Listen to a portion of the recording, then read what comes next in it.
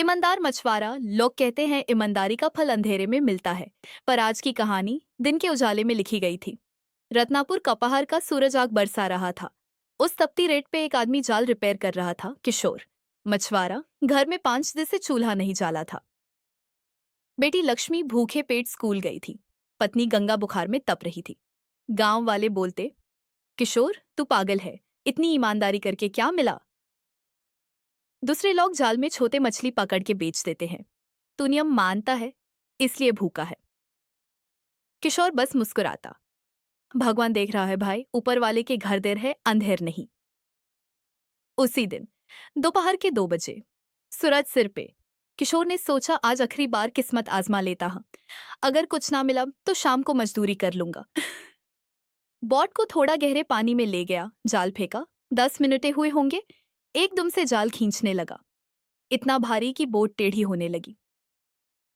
किशोर डर गया, कहीं मछली की जगह पत्थर न फंस गया हो। पूरी ताकत से खींचने लगा। पसीना, धूप, नमक सब एक हो गया, और जब जाल ऊपर आया, मछलियां नहीं थी। था एक लोहे का संदूक, उस पे सूरज की रोशनी पड़ते ही चमक उठा। शाही मोहर लगी थी, राजमहल, रत्ननगर। किशोर ने कांपते हाथों से खोला।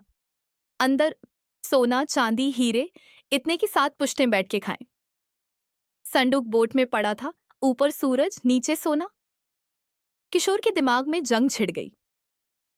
कोई नहीं देख रहा किशोर, ये दिन का वक्त है, तू चुपचाप घर ले जा। बेटी का इलाज, पटनी की दवा, पक्का घर, सब हो जाएगा। किसी ने देखा भी नहीं।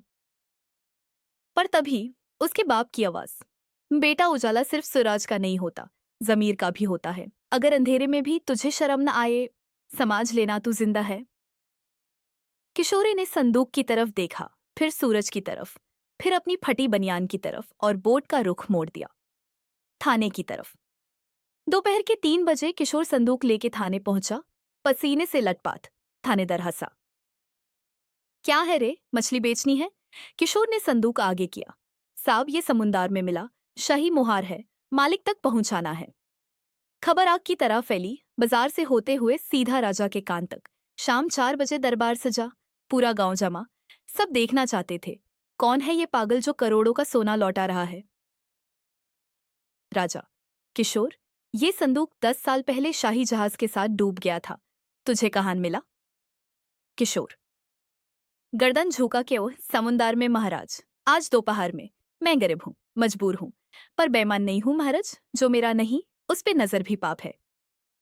दरबार में सन्नाटा। मंत्री फुसा फुसा करने लगे, जरूर इसने आधा माल पार कर दिया होगा, चेक करो। राजा ने संदूक गिना, एक सिक्का कम नहीं था। राजा मुस्कुराया। किशोर, एक बात बता, दिन के उजाले में जब कोई देख नहीं रहा था, तब भी तूने ये क्यों नहीं रखा? किशोर, महाराज, रात के अंधेरे में इंसान डर से पाप नहीं करता, पर दिन के उजाले में जब भगवान खुद देख रहा हो, तब पाप करो तो नरक भी शर्म से डूब जाए। राजा अपनी गद्दी से उठ खड़ा हुआ। आज से तू रत्नापुर का समंदर पंच है, और ये संदूक आधा तेरा।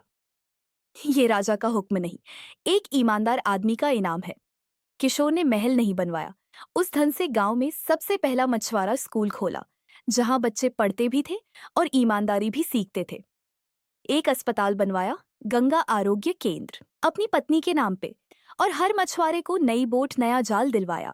शॉर्ट बस एक छोटी मछली को समुंदर में ही छोड़ देना, कल के लिए भी बचाना है।